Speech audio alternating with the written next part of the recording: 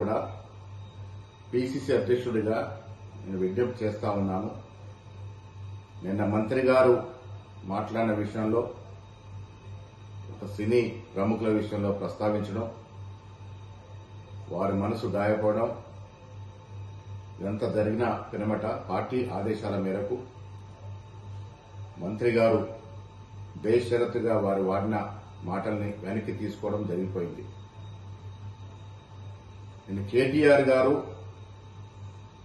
ఒక మహిళ అని చూడకుండా ఒక మహిళా మంత్రి మీద ఒక సోదరుడు సోదరిమణికి వేసే విధంగా పూలారం నూలుకోవు దండ వేస్తే విపరీతంగా చెడు మార్గంలో ట్రోల్ చేయడం, ఎప్పుడో మాటని ఆడియో రిలీజ్ చేయడం, ఆ సందర్భంలో క్రోధోక్తులైనటువంటి మంత్రి గారు కొన్ని కామెంట్స్ చేయడం, అంతకుముందు మంత్రి గారి మీద కేటీఆర్ చేసినటువంటి వ్యాఖ్యలు కూడా మీరందరూ గమనించి ఉంటారు.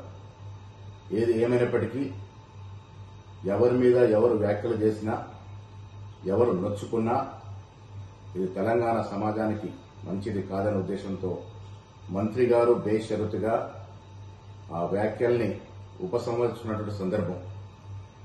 ఆవిడ ట్వీట్లో పెట్టినారు, మీరు కష్టపడి పైకొచ్చిన తీరు నాకు ఆదర్శప్రాయము, అలాంటి మిమ్మల్ని నేను అభిమానిస్తా ఉన్నాను, నా మాటల్ని బేషరతుగా నేను వెనక్కి తీసుకుంటున్నాననే మాట చెప్పడం జరిగింది. ఇరువైపులో కూడా మహిళలే ఉన్నారు.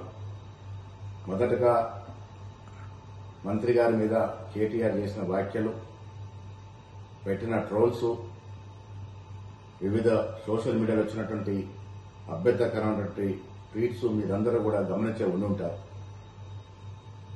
సో ఇవన్నీ జరిగిన పిరమట మంత్రి గారు ఆ వ్యాఖ్యల్ని ఉపసంహరించుకున్నారు. కాబట్టి నేను మీ అందరికీ విజ్ఞప్తి చేస్తా ఉన్నాను, ఈ అంశానికి ఇక్కడ ముగింపు పలుకుదాము.